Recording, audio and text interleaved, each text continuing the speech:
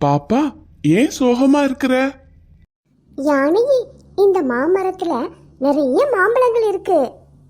இந்த மாம்பழத்தை சாப்பிட்டு பார்க்கணும்னு ஆசையா இருக்குது. ஆனா ஒரு பழம் கூட என் கைக்கு எட்டவே இல்லை. ஓ, இதனாலதான் சோகமா இருக்கியா? பாப்பா, கவலைப்படாத. நான் உனக்கு மாம்பழங்களை பறிச்சு தரேன். பாப்பா, என்னோட தும்பிக்கையால பழங்களை பறிச்சு கீழே போடுறேன், நீ எடுத்துக்கோ. சரி யானையே. யானையே, பழங்கள் போதும். உனக்கு 2 மாம்பழம், எனக்கு 2 மாம்பழம். இந்த வாங்கிக்க. ரொம்ப நன்றி பாப்பா. யானையே, எனக்கு மாம்பழங்கள் பறிச்சு கொடுத்ததுக்கு ரொம்ப நன்றி. யானையே, இவ்ளோ வேகமா எங்க போய்கிட்டு இருக்கிற?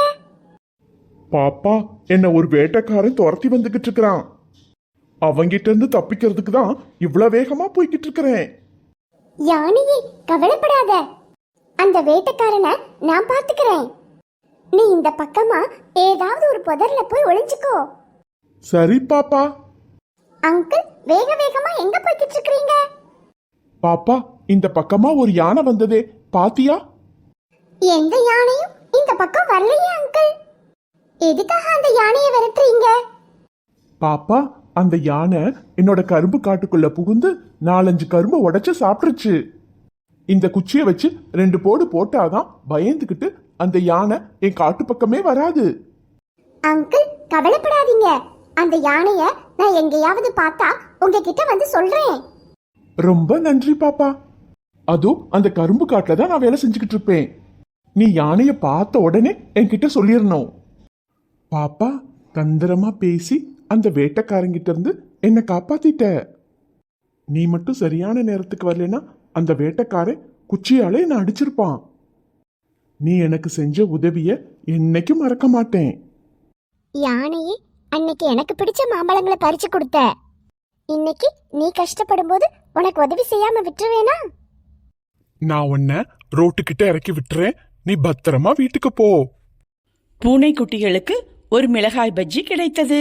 இனிப்பா இருக்குன்னு பார்த்தா ரொம்ப காரமா இருக்கு. இது கார அப்பம் போல இருக்கு.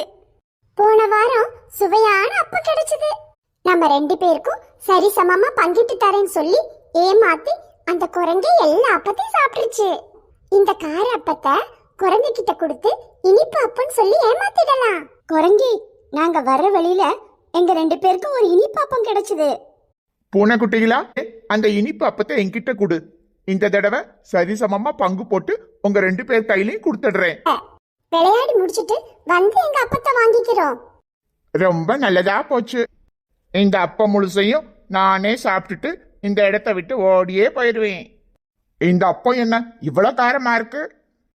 போன தடவை இந்த பூனைக்குட்டிகள் கொடுத்த அப்பம் ரொம்ப சுவையா இருந்துச்சே. இந்த பூனைக்குட்டிகள் தெரிஞ்சுதான் இந்த கார அப்பத்தை என்கிட்ட கொடுத்துட்டு ஓடிருச்சுங்க. திட்டம் போட்டு என்னை ஏமாத்திட்டாங்க.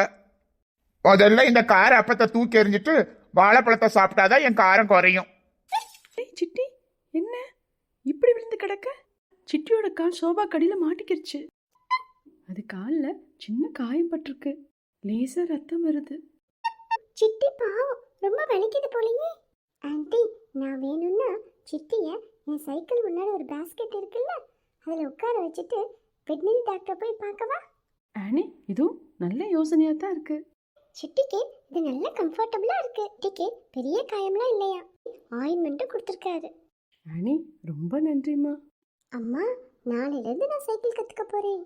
ஆனிக்கு சைக்கிள் ஓட்ட தெரிஞ்சனால வேகமாக டாக்டர்கிட்ட போய் காட்டிட்டு வந்துட்டா. நானும் சைக்கிள் ஓட்ட பழகிட்டா எல்லா வேலையும் நானே பார்த்துக்குவேன். இது வரைக்கும் இந்த சைக்கிளோட அருமை எனக்கு தெரியலம்மா.